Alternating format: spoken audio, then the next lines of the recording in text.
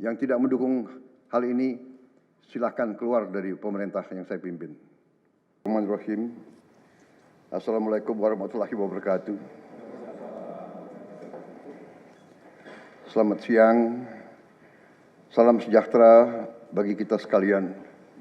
Shalom, Om Swastiastu, Namo Buddhaya, salam kebajikan, rahayu-rahayu.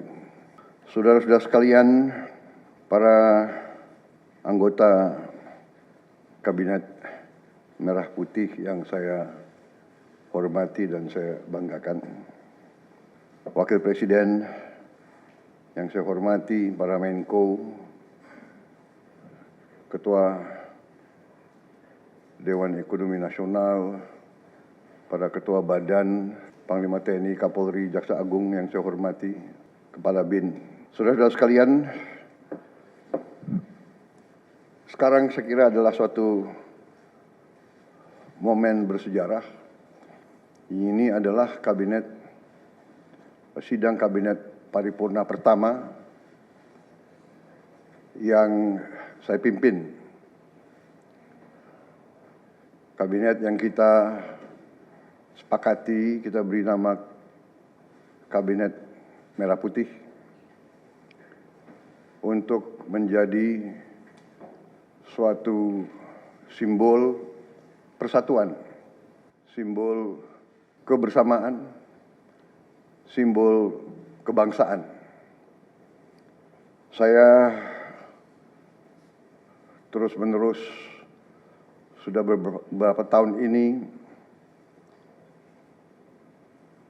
maju ke hadapan rakyat Indonesia, kepada semua pemimpin politik, pemimpin masyarakat, pemimpin agama, pemimpin pengusaha. Saya terus-menerus menekankan pentingnya persatuan. Sumber kunci keberhasilan kebangkitan suatu bangsa dalam sejarah manusia berabad-abad, kuncinya adalah bila elitnya bisa kerjasama, bila elitnya bersatu. Persatuan ini artinya adalah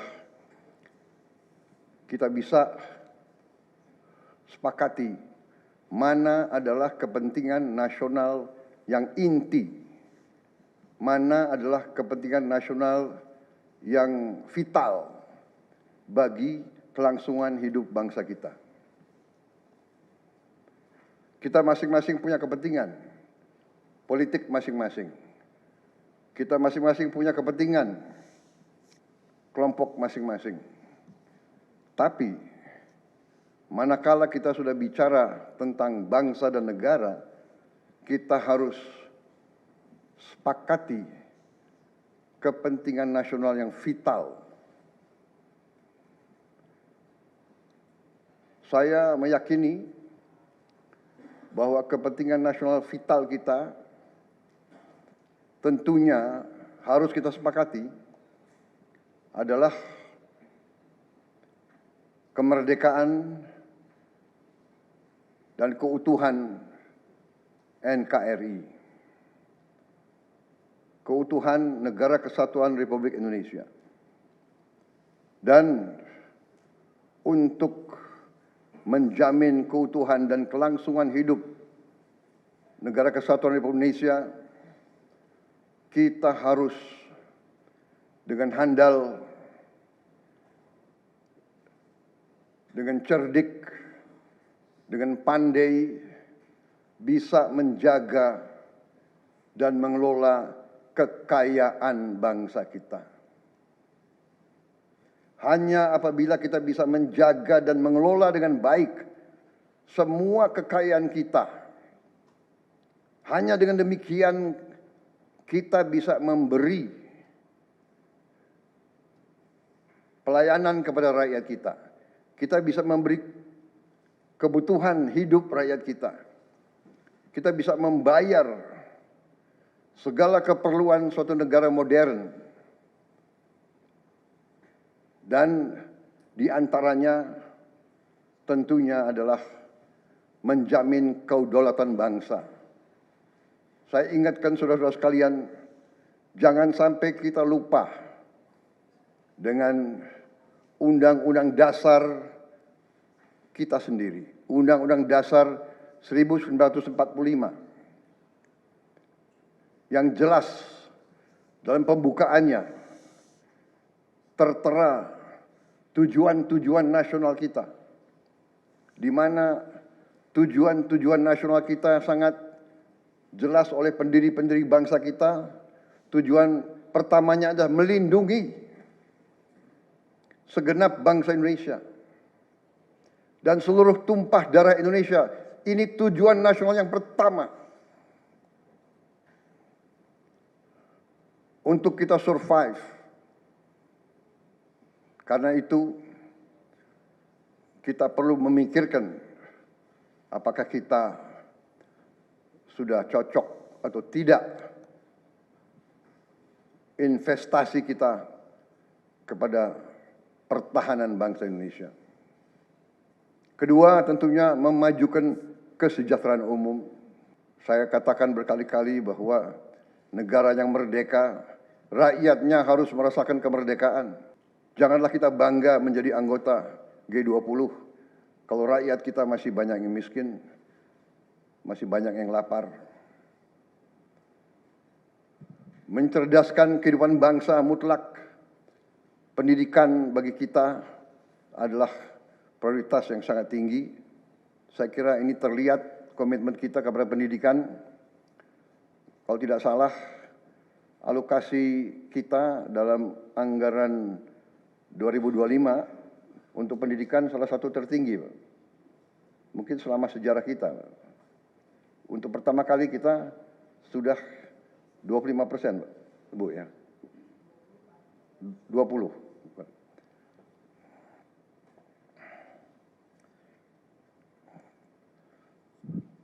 Jadi masalah pendidikan sangat utama. Ya tentunya tujuan nasional keempat kita juga hadir dalam pergolakan ataupun interaksi dunia, di mana kita harus selalu membela kemerdekaan bangsa-bangsa. Dan karena itu, mau tidak mau Indonesia harus kuat. Saudara-saudara sekalian, dalam hal ini semua, ada beberapa penekanan dari saya. Saya paham bahwa kita baru dilantik, saya saja baru 3 hari. Saudara-saudara baru 2 hari dilantik. Dan saudara-saudara, saya persilahkan secepat mungkin, terutama bagi menteri-menteri yang baru, silahkan konsolidasi sendiri, mengatur sendiri secepat mungkin administrasi saudara dan tim saudara di kementerian dan badan masing-masing. Penyusunan tim sangat penting. Tim yang baik, tim yang bisa kerjasama akan memudahkan kita mencapai target-target yang kita tentukan. Saudara-saudara, saya sangat mengutamakan kerjasama sebagai tim. Untuk itu, dalam waktu dekat, saya akan mengajak saudara-saudara ke Magelang, di mana kita akan melaksanakan beberapa hari menambah pembekalan. Kemudian kita akan adakan koordinasi di tempat di Magelang, Jawa Tengah, di kawasan Akademi Militer. hal itu saya nilai bahwa akan membawa banyak manfaat, karena sesungguhnya lahirnya Republik kita memang proklamasi di Jakarta, tetapi ujian proklamasi berada di daerah-daerah di mana pejuang-pejuang kita melaksanakan perebutan kemerdekaan secara fisik. Dan daerah Magelang merupakan suatu sentra perlawanan kita terhadap penjajah. Mulai ratusan tahun dikenal sebagai daerah perjuangannya Pangeran Diponegoro di antara 5 gunung. Itu saya kira cukup membawa suatu aura tradisi keberanian, tradisi heroisme, tradisi cinta tanah air. Saudara-saudara sekalian, jumlah anggota kabinet kita sebanyak 48 menteri. Juga ada badan-badan yang sangat strategis. Ini memang lebih banyak dari pemerintah sebelumnya. Jumlah ini saya sadari memang bisa dianggap tergolong besar. Tapi memang bangsa kita bangsa yang besar. Kita tidak dapat pungkiri bahwa kita negara keempat terbesar di dunia dari jumlah penduduk. Dari luas wilayah, kita luasnya sama dengan Eropa Barat.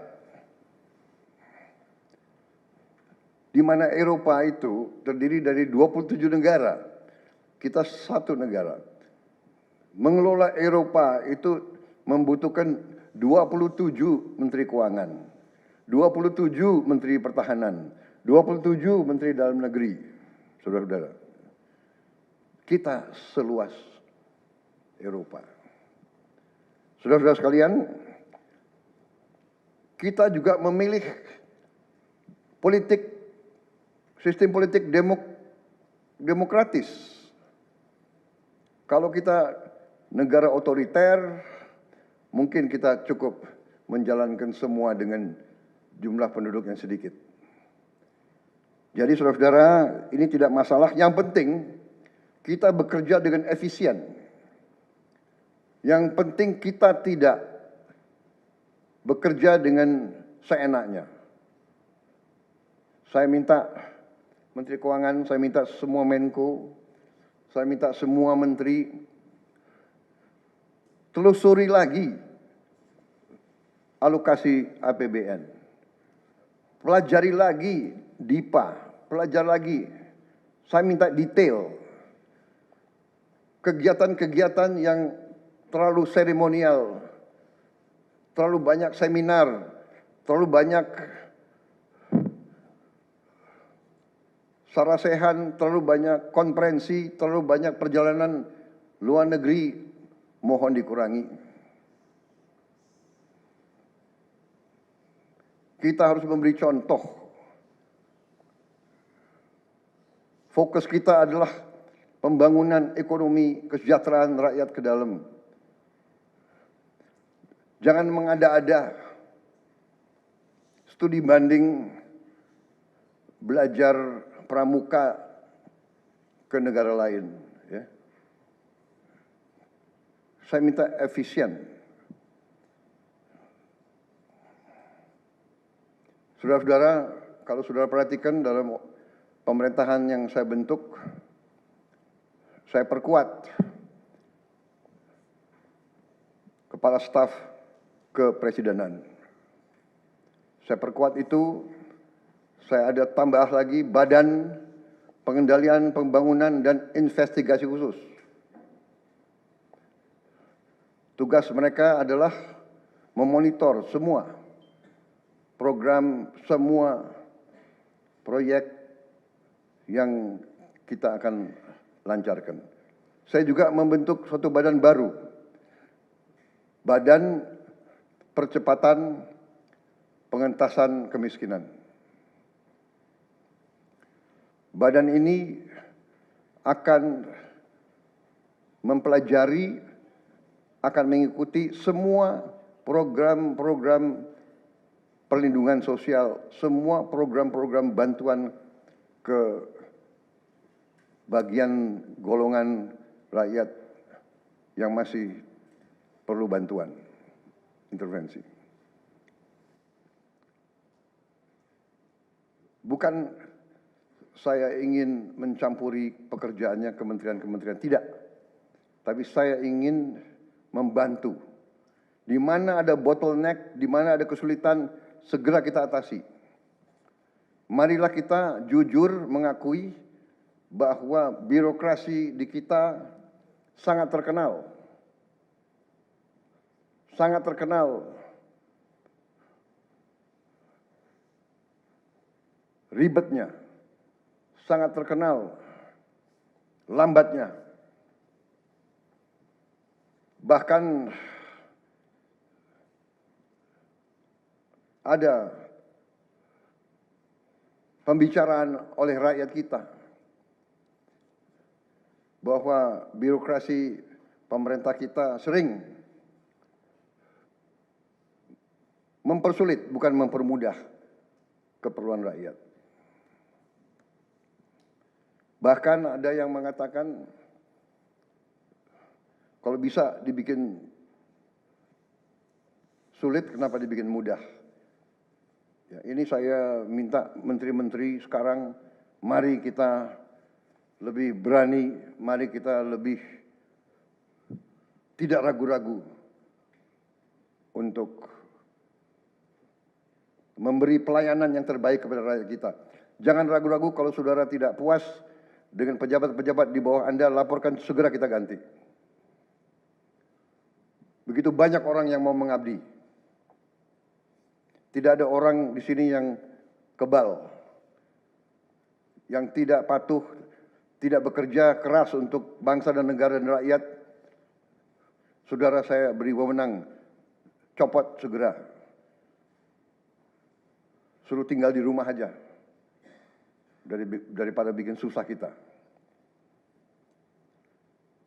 Saudara-saudara sekalian, saya kira dalam waktu dekat saudara-saudara akan segera menyiapkan program kerja saudara masing-masing. Saya beri kesempatan segera, dan sewaktu-waktu terus saya akan panggil koordinasi. Tadi pagi sebelum sidang kabinet saya sudah koordinasi sama beberapa menteri, dengan Jaksa Agung, dengan BPKP, dan besok pun kita akan lanjutkan. Ada beberapa pengarahan dari saya, Menteri Bappenas, pastikan semua program dan kegiatan di semua kementerian lembaga mempunyai kontribusi yang signifikan, terukur, dan saling bersinergi. Pelajari kembali semua proyek. Jangan ada proyek yang mercusuar. Semua ditujukan kepada yang saya sampaikan pada pidato saya di depan Majelis Permusyawaratan Rakyat pada hari pelantikan saya. Kita harus swasembada pangan. Itu prioritas dasar karena situasi global. Perang besar bisa pecah setiap saat.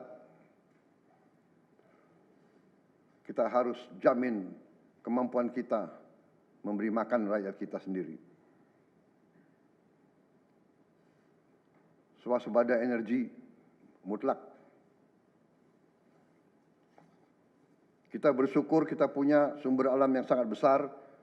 Kita sekarang tidak boleh ragu-ragu memanfaatkannya sebaik-baiknya. Hilirisasi kunci daripada kemakmuran. Karena itu saya minta menteri-menteri terkait, Menteri Investasi, Hilirisasi, Menteri Bappenas, Menteri ESDM, dengan beberapa menteri lain, dibantu oleh tentu Menko Perekonomian dan Ketua Dewan Ekonomi Nasional, saya minta segera inventarisir proyek-proyek penting dalam program hilirisasi kita. 26 komoditas, proyek-proyek yang vital dalam 26 komoditas tersebut yang harus dihilirisasi segera dirumuskan, bikin daftar, dan kita segera untuk mencari dana sehingga kita bisa mulai hilirisasi dalam waktu yang sesingkat-singkatnya. Kemudian program makan bergizi, Kepala Badan Gizi Nasional dan semua KL untuk siapkan segera kita mulai dengan bergerak cepat, tepat sasaran, terukur, tapi jangan takut dengan kesulitan. Saya masih mendengar beberapa tokoh meragukan kemampuan kita untuk laksanakan itu. Saya tidak katakan bahwa ini bisa selesai dalam 1 minggu, 2 minggu, atau 3 bulan. Tidak ada di antara kita yang punya tongkat Nabi Sulaiman. Tapi kita bisa berhitung, kita bisa mengelola, kita bisa alokasi dana, kita bisa kerahkan sumber daya. Dan kita akan mencapai target yang kita tentukan. Saya hakul yakin, saya pertaruhkan kepemimpinan saya. Bagi saya, makan bergizi untuk anak-anak dan ibu hamil ini adalah strategik. Yang tidak mendukung hal ini, silahkan keluar dari pemerintah yang saya pimpin. Kita satu tim, harus yakin semuanya. Ini bagian daripada rencana kebangkitan bangsa Indonesia. Dan sesudah itu, tentunya yang saya katakan pendidikan sangat mutlak. Saya sudah panggil Menteri Pendidikan Tinggi, Sains dan Teknologi dan Menteri Pendidikan Dasar Menengah. Kita sudah mempunyai gambaran besar bagaimana kita segera akan menyentuh semua anak-anak kita.